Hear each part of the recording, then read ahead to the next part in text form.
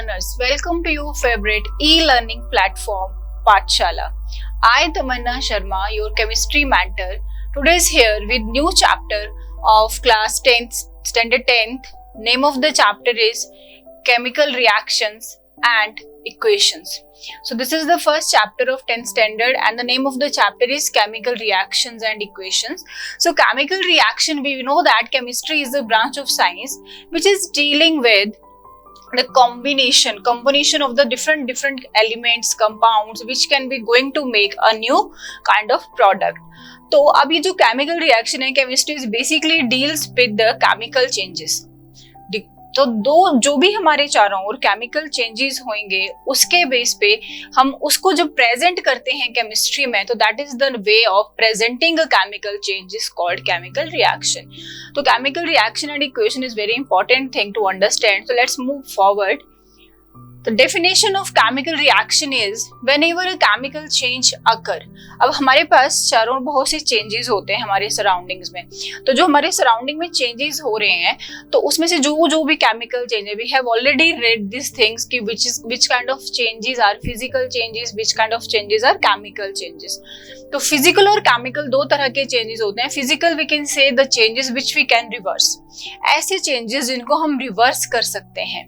Fine. और chemical changes ऐसे changes होते हैं which are not going to be reverse, वो इरिवर्सिबल रहेंगे.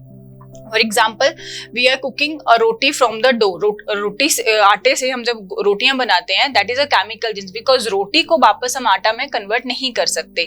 But when we are taking round ball, जब हम राउंड बॉल बनाते हैं उसी आटा से, तो वो बॉल को हम वापस से रोल करके गोल चपाती बना सकते हैं. गोल चपाती को उठा के वापस से गोल गोल बॉल बना सकते हैं.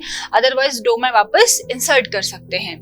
But in case of when that is cooked, जब किसी चीज का कुकिंग हो गया, बर्निंग हो गया, तो that is the irreversible change, जो चेंज रिवर्स नहीं किया जा सकता. But some time confusion is in mind कि अगर हम कहते हैं कि जो हमारे पास केमिकल चेंज है वो रिवर्सिबल नहीं है, इरिवर्सिबल है.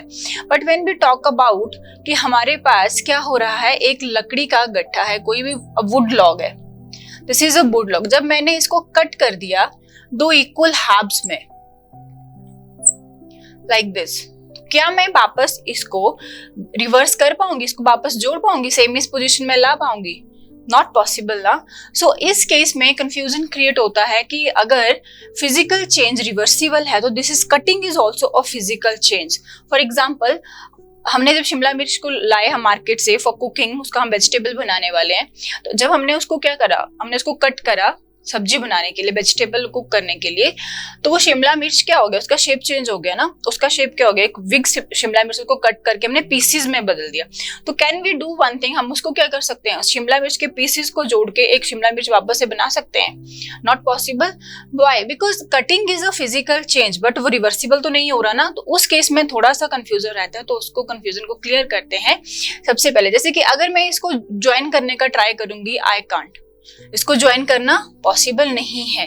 बट इसमें हमारे पास एक नई चीज हमें समझनी है कि केमिकल चेंजेस वो होते हैं जहां पे न्यू सब्सटेंस फॉर्म होता है. न्यू सब्सटेंस फॉर्म होगा. अब चाहे मैं वुड लॉग को कट कर रही हूँ, जब मैं शिमला मिर्च को कट कर रही हूँ, कैप्सिकम को कट करके मैं उसके पीसेस बना रही हूँ, बट मैं उसको रिवर्स नहीं कर पाऊंगी. बट वो है फिजिकल चेंज है तो इरिवर्सिबल, बट है फिजिकल. क्यों? बिकॉज जब तक हमारे पास कोई न्यू सब्सटेंस फॉर्म नहीं होगा, जैसे कि हमारे पास यहाँ पे वुड को काटा, हमने वुड लॉग को कट करा, बट छोटे छोटे वुड लॉग के पीसेस में आया, उसका क्या नहीं बना, कुछ नया प्रोडक्ट नहीं बना. तो इस वजह से जब तक हमारे पास न्यू सब्सटेंस फॉर्म नहीं होगा, that change is not called as chemical change. If new substance is form, then the change is chemical change. तो ये बेसिक डिफरेंस है. रिवर्सिबल और इरिवर्सिबल के केस में थोड़ा सा डाउट आ जाता है. उस डाउट को दूर करने के लिए ये जो इंपॉर्टेंट चीज है कि जब तक कोई न्यू सब्सटेंस फॉर्म नहीं होगा, तो हम नहीं मानेंगे कि वो क्या हुआ है, केमिकल चेंज हुआ है या परमानेंट चेंज हुआ है. अब इसी एग्जांपल को मैं बताती हूँ, इसको कब केमिकल चेंज माना जाएगा, जब हम वुड की बात करेंगे. अगर इसी वुड पीस को, लकड़ी को मैं जला रही हूँ, इसको बर्न कर दिया, तो आफ्टर बर्निंग, जब इसको बर्न किया गया, तो बर्निंग के बाद हमें क्या मिला, यहाँ पे ऑब्वियसली स्मोक निकलता है, धुआं निकला, plus ash and heat is also produce. Heat तो मेजोरिटी है, जो बहुत कॉमन चीज हमें वुड को बर्न करके मिलती है वो हीट है। हीट के लिए हम जलाते हैं लकड़ी को।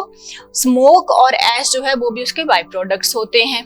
तो बेसिकली यहाँ पे क्या हुआ, वुड कन्वर्टेड होगी नए सब्सटेंसेस में, नए चीज के कंपाउंड्स में, नए तरह का हमें कंपाउंड मिला। तो इसीलिए क्या है, ये केमिकल चेंज है। But cutting is not a chemical change, क्योंकि कटिंग में कोई भी न्यू सब्सटेंस फॉर्म नहीं हो रहा है। न्यू सब्सटेंस का फॉर्म हो रहा है जब बर्निंग हो रहा है। जैसे यहाँ से लकड़ी से क्या बन गया, हीट प्रोड्यूस हुआ, स्मोक निकला और ऐश बन गया, उसका राख बन गया बाद में। तो that's why this is a chemical change. That is written over there. Whenever a chemical change occur, we can say that a chemical reaction, that is a permanent change. और chemical change को क्या बोला जाता है, permanent change has taken place, which can be expressed symbolically by a chemical equation. कोई भी chemical change अगर हमारे सराउंडिंग में टेक प्लेस होता है तो वो कौन सा चेंज है, हमारा परमानेंट चेंज है। वो परमानेंट चेंज जब होगा हमारे चारों ओर, और हमें पता चल रहा है कि लकड़ी को जलाने से क्या बन रहा है, हीट प्रोड्यूस हो रहा है, और हीट के साथ साथ क्या हो रहा है, स्मोक भी निकल रहा है, ऐश प्रोड्यूस हो रहा है। बट हम जब इस सब चीज को किस फॉर्म में लिखेंगे, केमिकल फॉर्म में लिखेंगे। किसकी हेल्प से, सिंबल्स की हेल्प से, जो हमने 9th स्टैंडर्ड में ऑलरेडी पढ़े हैं, एलिमेंट्स के डिफरेंट सिंबल्स। तो उस फॉर्म में जब हम लिखेंगे तो जो सिंबॉलिकल रिप्रेजेंटेशन होगा किसी भी केमिकल चेंज का, उसको बोला जाता है chemical equation. Fine, for example, इसका एग्जाम्पल है हमारे पास food get digested in our body. अब हमारे बॉडी में फूड का डाइजेशन होता है, हम खाना खाते हैं, खाना हमारे बॉडी को in the form of energy हमारे सेल्स उसको यूज करते हैं, तो ग्लूकोज की फॉर्म में मिल रहा है। तो उस फूड में से उसको डाइजेस्ट करके जो रिक्वायर्ड चीजें हैं हमारे बॉडी के सेल्स को, वो मिल रही है ना। तो उसके अंदर क्या हो रहा है तो वो बायोलॉजिकल प्रोसेस बट बायोकेमिकल है, because chemistry is also going to help to take place this digestion process.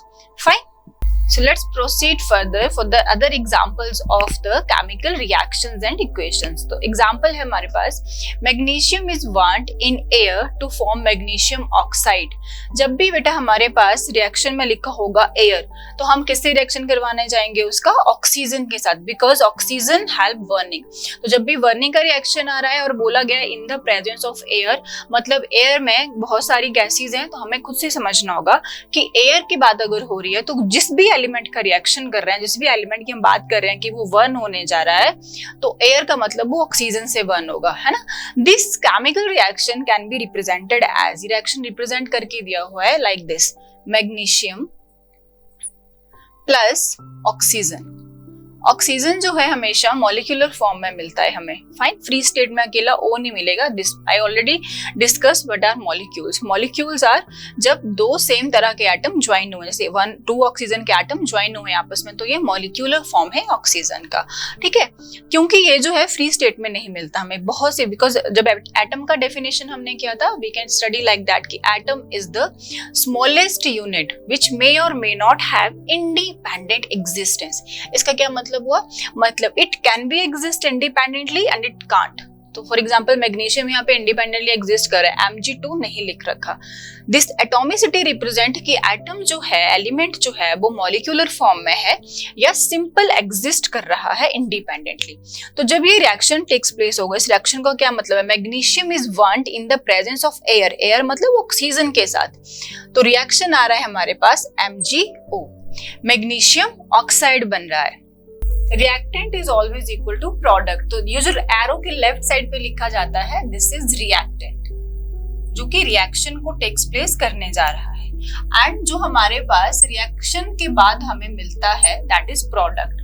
तो ये लॉ था हमारा जो हमने 9th स्टैंडर्ड में पढ़ा था, law of chemical conservation of mass.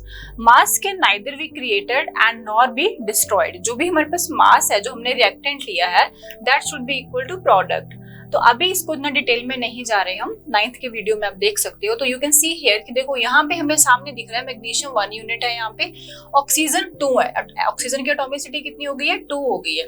But product में हमारे पास मैग्नीशियम तो ऑब्वियसली 1 आ रहा है, बट जो हमारा ऑक्सीजन है वो भी 1 आ रहा है, बट रिएक्टेंट साइड में ऑक्सीजन 2 है हमारे पास। तो हमें अगर इसको क्या करना है, बैलेंस करना है, तो उसके लिए हमें क्या करना पड़ता है, कोफिशिएंट ऐड करना पड़ता है। ऑब्वियसली ऑक्सीजन को बैलेंस करने के लिए हम 2 यहाँ डालेंगे, तो ऑक्सीजन 2 हो गया। ऑक्सीजन जो है रिएक्टेंट एंड प्रोडक्ट साइड दोनों इक्वल हो गया। बट अभी ऑक्सीजन को बैलेंस करते हुए मैग्नीशियम का भी एटॉमिसिटी बढ़ गया। This is applies for both of these. तो इसके लिए हमें यहाँ पे भी 2 ऐड करना पड़ता है। This is the balancing which we are going in further videos. Next हम यही करने वाले हैं, बट स्टिल फॉर अंडरस्टैंडिंग मैंने यहाँ पे समझा दिया कि हमें क्या करना पड़ता है। रिएक्टेंट और product should be equal, mass can neither be created nor be destroyed, जो हम पढ़ चुके हैं हमारे 9th स्टैंडर्ड के वीडियोस में, क्लास में। Next is we can observe or recognize a chemical reaction by observing। अब हमें पता है हमारे चारों ओर केमिकल चेंज हो रहा है, ठीक है। कोई भी केमिकल चेंज हो रहा है, केमिकल रिएक्शन हो रहा है, मतलब अगर कोई केमिकल चेंज हो रहा है तो केमिकल चेंज होने का बेसिक्स क्या है, क्यों हो रहा है, व्हाई दैट इज हैपनिंग ना, क्योंकि वहां पे क्या हो रहा है, केमिकल रिएक्शन हो रहा है।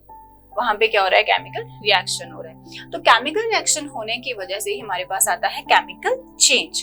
और जो केमिकल चेंज हमारे पास आ रहा है हम कैसे ऑब्जर्व कर सकते हैं। एग्जांपल हम देख सकते हैं कि इनिशियली किसी सब्सटेंस का जो स्टेट था वो चेंज, जैसे सॉलिड से लिक्विड हो गया या लिक्विड से गैस हो गया। हर किसी केस में चारों के चारे ऑब्जर्वेशन नहीं लगने वाले हमारे, it can B 1 or 2 in the same case. Fine. Colour change हो रहा, जैसे कि हमारे पास हमने पढ़ा था रिएक्शन कॉपर सल्फेट में जब आयरन के नेल्स डाले जाते हैं तो क्या होता है, वहां पे डिस्प्लेसमेंट रिएक्शन होता है और कॉपर का जो कलर है सॉल्यूशन का, कॉपर सल्फेट का, वो भी चेंज हो जाता है, ब्राउनिश कलर आने लग जाता है और आयरन के नेल पे भी रस्ट काइंड ऑफ डिपोजिशन हमें देखने को मिलती है। तो that is a chemical change.